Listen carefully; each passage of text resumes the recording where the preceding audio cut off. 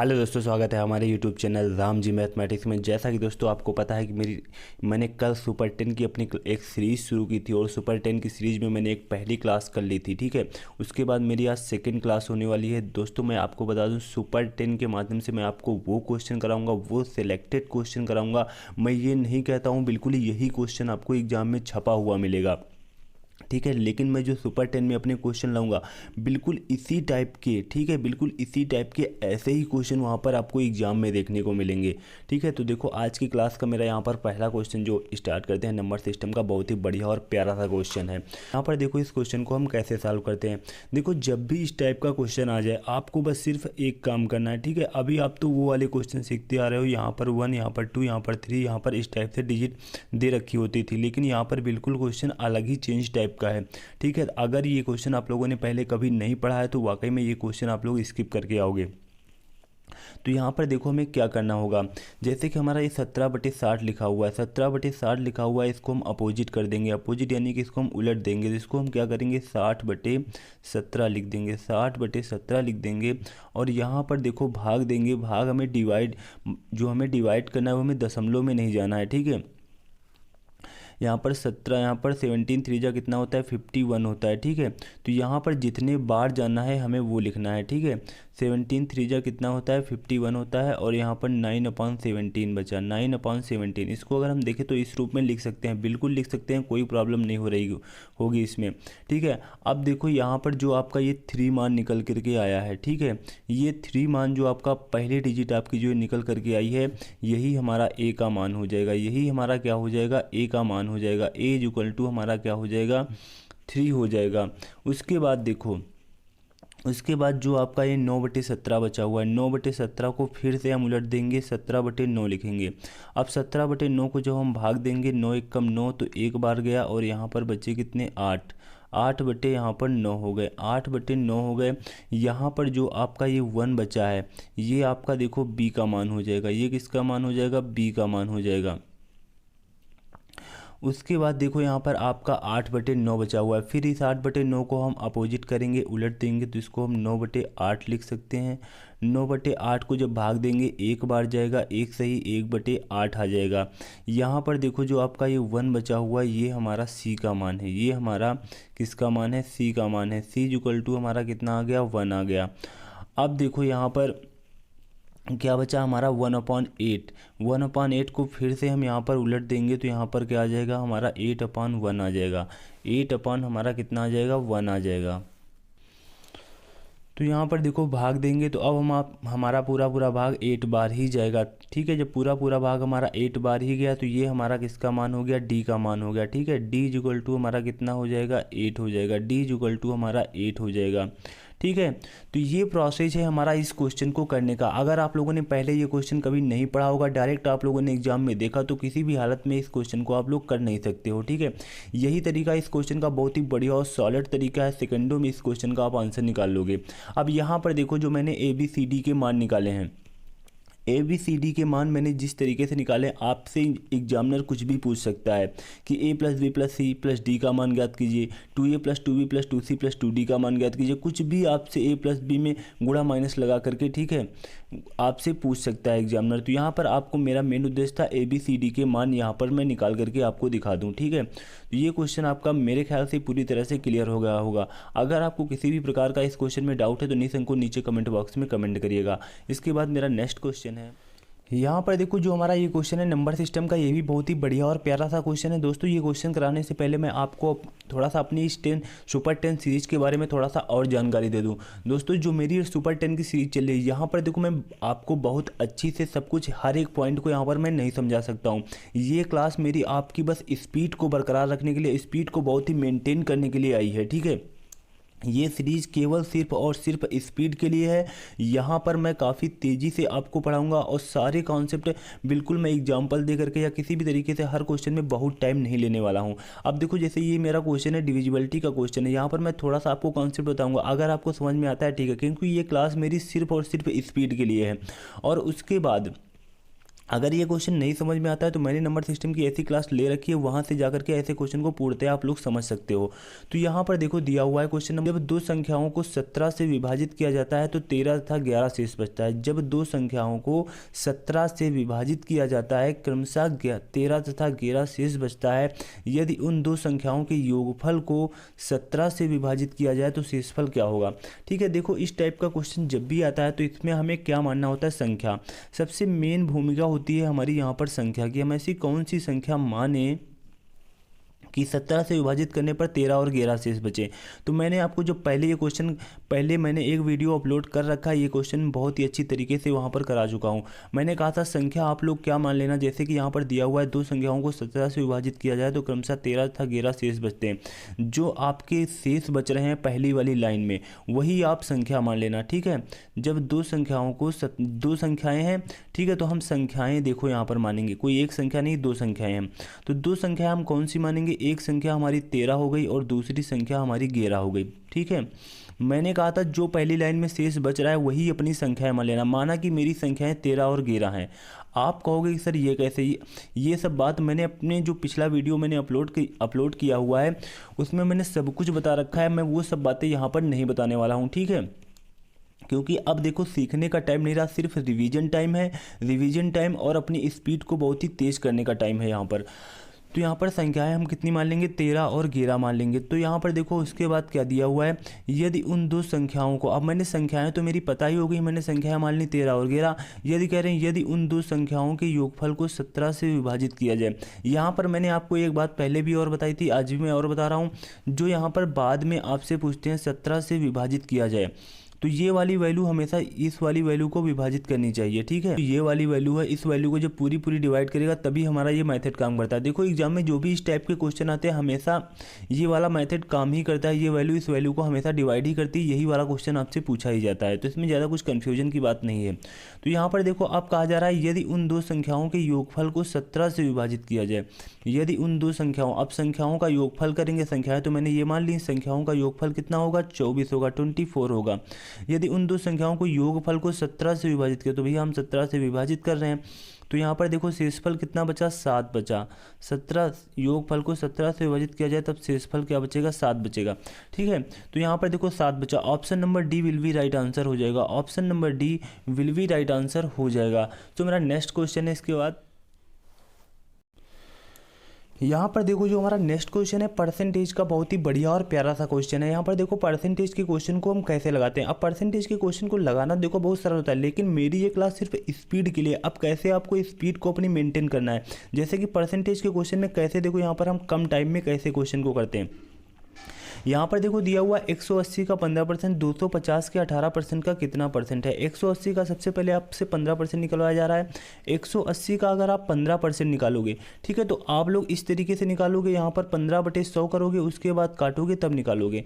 मैं आपको ये तरीका नहीं बताऊँगा। ठीक है, 180 का अगर आपको 15% निकालना है तो आप देखो यहाँ पर क्या करोगे, 180 का 15% हमारा कितना हो जाएगा। अगर 180 का हम 10% निकालें तो 18 हो जाएगा। देखो ओवरऑल निकालना है, 180 का 10% कितना हो जाएगा, 18 हो जाएगा। 18 हो जाएगा, हो जाएगा। फिर उसके बाद यहाँ पर 10 में अगर 5% और जोड़ दें तो 5% का मान कितना हो जाएगा, 10% का मान 18 है, 5% का मान कितना हो जाएगा, 9 हो जाएगा। तो 18 9 कितना हो जाएगा, 27 हो जाएगा, 27 हो जाएगा।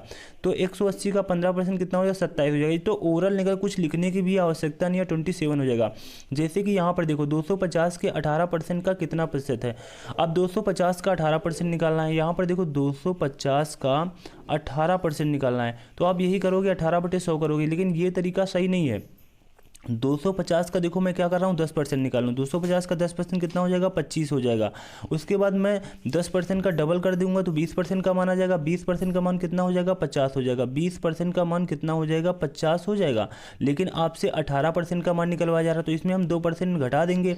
2% अगर इसका हम 1% निकालें तो कितना हो जाएगा, 2.5 हो जाएगा। 1% 2.5 हो जाएगा, 2% 5 हो जाएगा।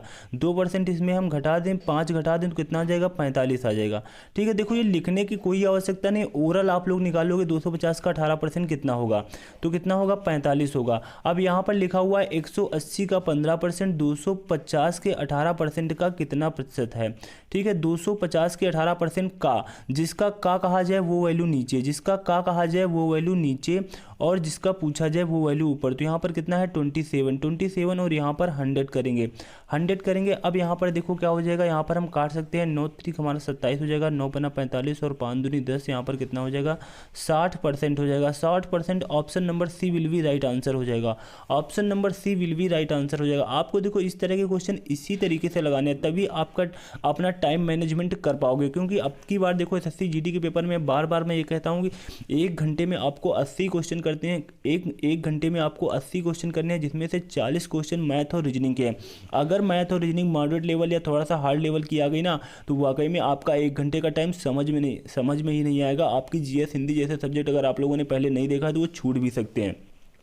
तो इसलिए अपनी स्पीड को बहुत ही मेंटेन करके चलिएगा, ठीक है। उसी लिए मैं अपनी ये सुपर 10 की ये सीरीज लेकर के आया हूँ। तो यहाँ पर देखो इसके बाद मेरा नेक्स्ट क्वेश्चन है, यहाँ पर देखो ये जो क्वेश्चन है हमारा मेंसुरेशन का क्वेश्चन है। मेंसुरेशन देखो आपके बिल्कुल सिलेबस में है, बहुत ही अच्छी तरीके से 1-2 क्वेश्चन आपको मेंसुरेशन के बिल्कुल देखने को मिलेंगे। अब देखो एग्जाम का पैटर्न नहीं पता है, क्योंकि एग्जाम किसी भी तरीके से पैटर्न बन सकता है। कभी कभी ऐसा होता है कि मेंसुरेशन के कई क्वेश्चन पूछे जाते हैं एग्जाम में, ठीक है। अगर मेंसुरेशन है आपके सिलेबस में और आपके सिलेबस में बिल्कुल मेंसुरेशन है, तो वहाँ पर देखो 2 से 3 क्वेश्चन भी पूछ सकते हैं। एक दो क्वेश्चन तो कोई बात ही नहीं, वो तो पक्का आएंगे, ठीक है। तो यहाँ पर देखो जो हमारा ये क्वेश्चन मेंसुरेशन का बहुत ही बढ़िया और प्यारा सा क्वेश्चन है। उसके बाद देखो मैं आपको मेंसुरेशन के बारे में बता दूं, मेंसुरेशन की मैं एक दिन एक क्लास लेकर के आऊँगा। उस क्लास में मैं आपके सारे फार्मूले करा दूंगा। पर देखो अगर आपको मेंसुरेशन में फार्मूले आते हैं तो आपका देखो मेंसुरेशन 90% आपका क्लियर, क्योंकि आपके सिलेबस में जो आपके एग्जाम पैटर्न में आपसे जो क्वेश्चन पूछे जाएंगे वो सिर्फ फार्मूलों के आधार पर ही पूछे जाएंगे। कोई बहुत ही टफ क्वेश्चन आपसे नहीं पूछे जाने वाले हैं। तो मैं आपके अगर फार्मूले की एक क्लास ले लूँगा, आपने उस सारे फार्मूलों को एक साथ देख लिया, अगर आपको मेंसुरेशन के सारे फार्मूले एक साथ मिल जाए तो कितना अच्छा होगा, ठीक है। अगर वो सारे फार्मूले आपको एक साथ मिल जाएंगे तो लगभग मैं कहता हूँ 95% 99% मेंसुरेशन के क्वेश्चन आप लोग से जो आएंगे वो आप लोग कर ले जाओगे, ठीक है। तो यहाँ पर देखो जो हमारा क्वेश्चन है इसको देखो हम कैसे करेंगे। समद्विबाहु त्रिभुज का क्वेश्चन है ये, और समद्विबाहु त्रिभुज के देखो फार्मूले भी होते हैं। मैं आपको फार्मूले से नहीं बताऊंगा, क्योंकि समद्विबाहु त्रिभुज का फार्मूला थोड़ा सा डिफिकल्ट टाइप का होता है, इसलिए मैं आपको फार्मूला भी बता दूंगा अगर आप कहोगे तो। नहीं तो मैं फार्मूला यहाँ पर नहीं बताऊंगा, सिर्फ ऐसे ही एक प्यारा सा तरीका बता दूंगा जिससे ये क्वेश्चन आपका सेकंडों में आ जाएगा। जैसे कि यहाँ पर देखो दिया हुआ है समद्विबाहु त्रिभुज की 2 समान भुजाओं की लंबाई 5 सेंटीमीटर है। समद्विबाहु त्रिभुज, अब देखो समद्विबाहु त्रिभुज कैसा होता है। समद्विबाहु त्रिभुज की कंडीशन होती है इसकी 2 भुजाएं समान होती है। जैसा कि नाम से प्रतीत हो रहा है समद्विबाहु, यानी 2 भुजाएं सम हैं। जैसे कि हमने ये मान ली, ये 2 भुजाएं हमारी सम है। उसके बाद एक भुजा हमारी चेंज होती है, तो इसको मैंने बी मान लिया।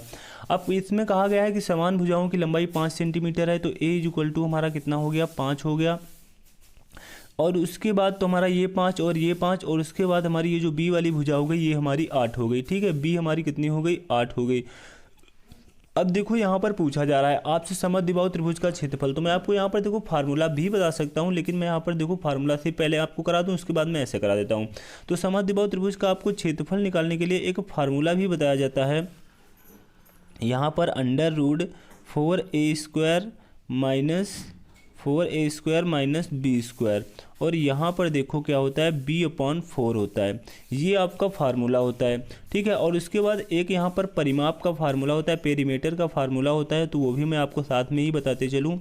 अगर देखो परिमाप का फार्मूला तो कुछ फार्मूला ही नहीं होता। परिमाप को आपको पता होता है सभी भुजाओं का, यानी कि पूरा हमारी यहाँ से यहाँ तक की जितनी भी दूरी है वही हमारी परिमाप कहलाती है। तो परिमाप तो हमारा यही हो जाएगा 2a + b हो जाएगा, ठीक है। परिमाप तो कुछ रहा ही नहीं। लेकिन यहाँ पर मैं आपको ऊंचाई का फार्मूला यहाँ पर लिखाने जा रहा था। तो ऊंचाई आपकी जो ये h है, तो इसका ये फार्मूला क्या हो जाएगा, ठीक है। h बराबर हमारा क्या हो जाएगा √4a² और माइनस यहाँ पर क्या हो जाएगा, माइनस यहाँ पर b² हो जाएगा।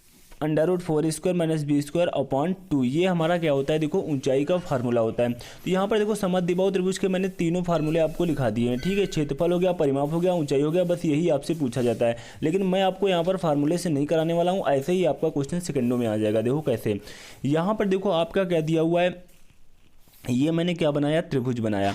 त्रिभुज में ये दो भुजाएं समान हैं। आपको लेकिन समद्विबाहु त्रिभुज की ये कंडीशन पता होनी चाहिए, जो ऊपर से हमने ये लंब हमारा ये आया है, जो हम यहाँ पर इस भुजा को समद्विभाजित कर रही है, जो हमारी ये ऊंचाई है, ये इसको दो बराबर भागों में विभाजित करती है। क्या करती है, दो बराबर भागों में विभाजित करती है। जब इसको दो बराबर भागों में ये विभाजित करेगी तो, और इसकी लंबाई हमारी 8 है, इसकी लंबाई टोटल कितनी है, बी की 8 है, तो हमारी ये कितनी हो जाएगी, 4, और ये कितनी हो जाएगी, 4। और जो त्रिभुज का एक सामान्य सा फार्मूला होता है कि त्रिभुज का एरिया बराबर 1/2 आधार इंटू ऊंचाई, ये तो बिल्कुल कॉमन सा फार्मूला आपको पता ही होना चाहिए। ठीक है, त्रिभुज का क्षेत्रफल क्या होता है, त्रिभुज का क्षेत्रफल होता है 1/2 आधार गुणित ऊंचाई। ठीक है, आधार और गुणित यहाँ पर ऊंचाई होती है, आधार गुणित ऊंचाई। तो ये तो बिल्कुल कॉमन सा फार्मूला है, ये तो सभी हमारे त्रिभुज में लगने वाला फार्मूला है। अगर आपको त्रिभुज का आधार पता है और उसकी ऊंचाई पता है, ठीक है, आधार पता है और आपको उसकी ऊंचाई पता है, तो आप उसका क्षेत्रफल निकाल दोगे।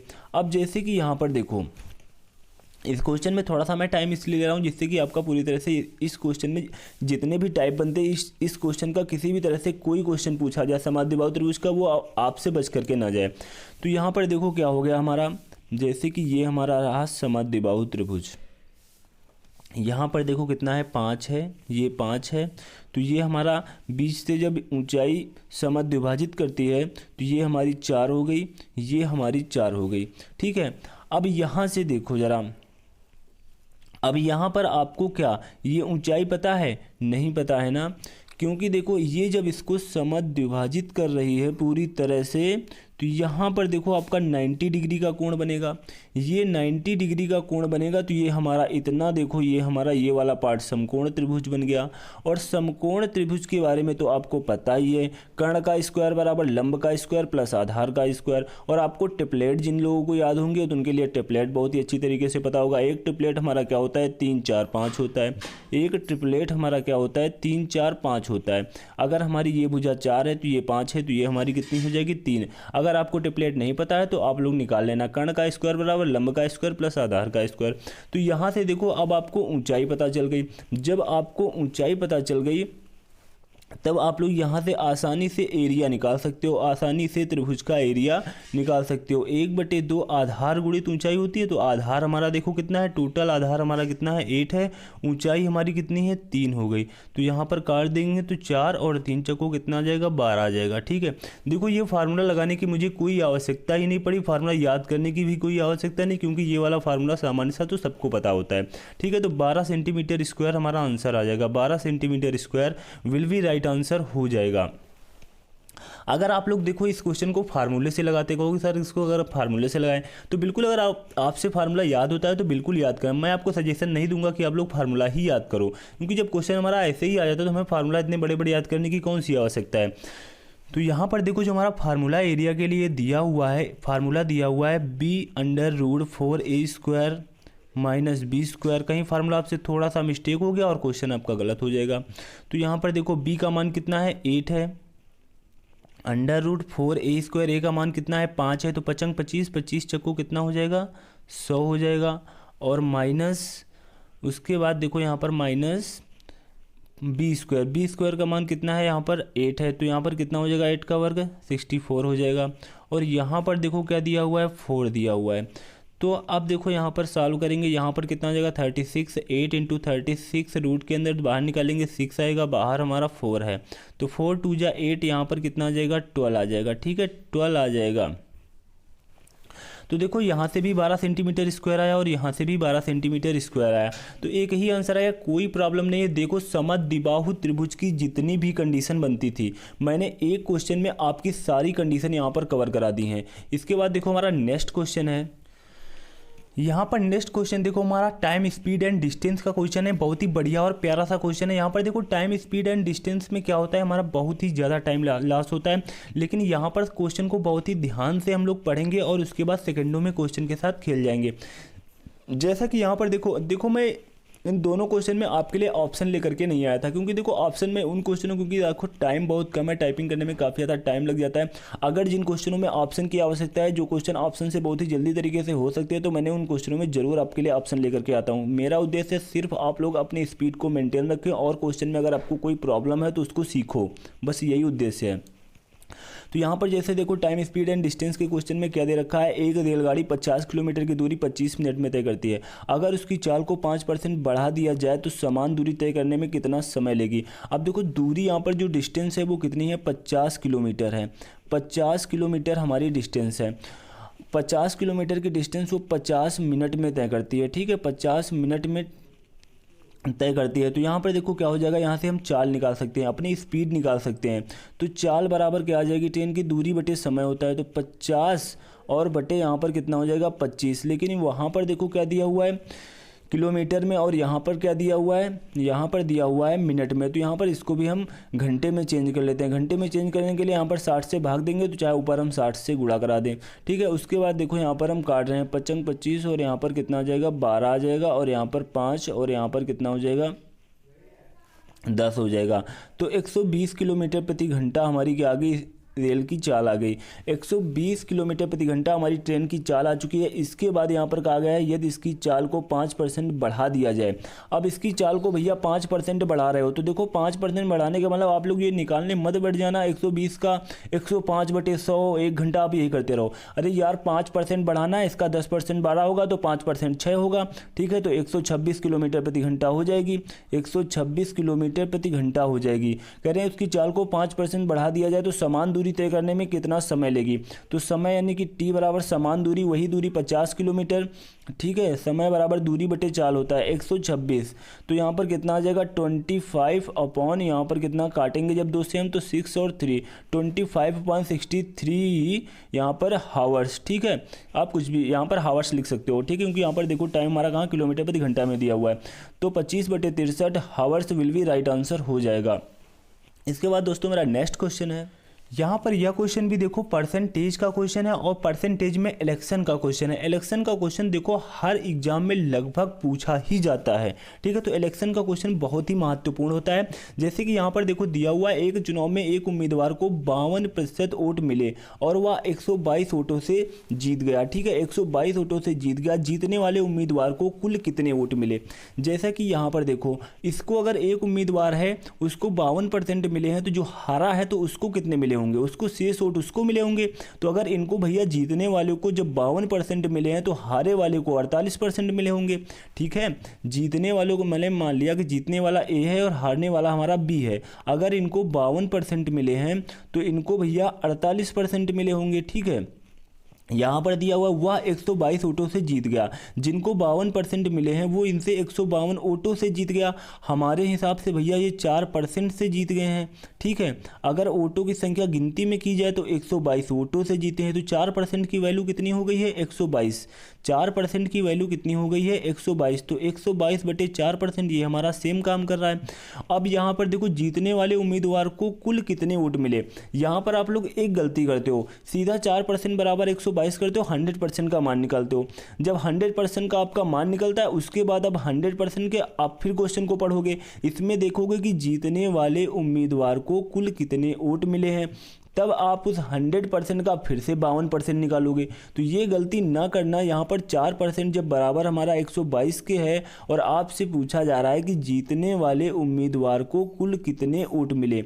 जीतने वाला उम्मीदवार को 52% वोट मिले हैं, तो हम यहाँ पर 52% से गुणा करा देंगे, ठीक है। 52% से गुणा करा देंगे तो हमें 52% का ही मान चाहिए। तो यहाँ पर देखो हम 4 एकम 4 और 1 4 12, यहाँ पर 13 से गुणा करा देंगे। 13 दूना 26, 13 दूना 26, 26 दो 28 और 13 एक नम 13, 13 दो कितना हो जाएगा 15 हो जाएगा, ठीक है। 1586 विल बी राइट आंसर हो जाएगा। 1586 विल बी राइट आंसर हो जाएगा। इसके बाद मेरा नेक्स्ट क्वेश्चन है, यहाँ पर नेक्स्ट क्वेश्चन देखो, ये हमारा क्वेश्चन भैया टाइम एंड वर्क का क्वेश्चन है। टाइम एंड वर्क का बहुत ही बढ़िया और प्यारा सा क्वेश्चन है। टाइम एंड वर्क के क्वेश्चन को दोस्तों मैं आपको एक बात बता दूं, उस टाइम एंड वर्क का क्वेश्चन है, उसको आप जो एफिशिएंसी उसकी क्षमता है और वहाँ पर जो दिन दिए होते हैं उन्हीं से क्वेश्चन के साथ खेलना होता है। और कैसे खेलना होता है देखो मैं इस क्वेश्चन में बता रहा हूँ। जैसे कि यहाँ पर दिया हुआ है राम की क्षमता मोहन से 80% अधिक है, तो हमारे कौन है, देखो राम है और हमारे कौन है, मोहन है। यहाँ पर कहा गया है राम की क्षमता मोहन से 80% अधिक है। देखो 80% का मान कितना होता है, 80% की अगर फ्रैक्शन वैल्यू देखा जाए तो भैया 8/10 यानी कि 4/5 हो जाएगी, 4/5 हो जाएगी। राम की क्षमता मोहन से 80% अधिक है। अगर मोहन की 5 है तो उनसे 80% यानी कि 4 अधिक है, तो यहाँ पर कितनी हो जाएगी, 9 हो जाएगी। ठीक है। अब यहाँ पर दिया हुआ है यदि मोहन एक कार्य 54 दिनों में करता है, मोहन एक कार्य 54 दिनों में करता है। अब ये देखो जो है क्षमता है, इफिशियंसी, राम और मोहन ये कोई दिन नहीं है 9 दिन 5 दिन, ये उनकी क्षमता है। अगर ये एक दिन में 5 पार्ट बनाते हैं तो ये एक दिन में 9 पार्ट बना लेते हैं। ठीक है, ये इनकी हो गई क्षमता। तो यहाँ पर दिया हुआ है मोहन एक कार्य को 54 दिनों में करता है। ठीक है, तो 54 दिनों में ये एक दिन में 5 पार्ट बनाते हैं, तो 54 दिन में 54 गुणित 5 पार्ट बनाएंगे। अब उसके बाद देखो ये हो गए टोटल पार्ट, इन्होंने 54 दिन में इतने टोटल पार्ट बनाए हैं। अब यहाँ पर देखो क्या दिया हुआ है, तो राम उस कार्य को कितने दिनों में करेगा। अब देखो यहाँ पर बहुत से लोग क्या करते हैं, गुणा करा देते हैं। यार गुणा कराने की कौन सी आवश्यकता है, हमने मान लिया कि हाँ हमने गुणा करा चुके, हम यहाँ पर गुणा करा चुके हैं, टोटल पार्ट हमारे हो गए हैं।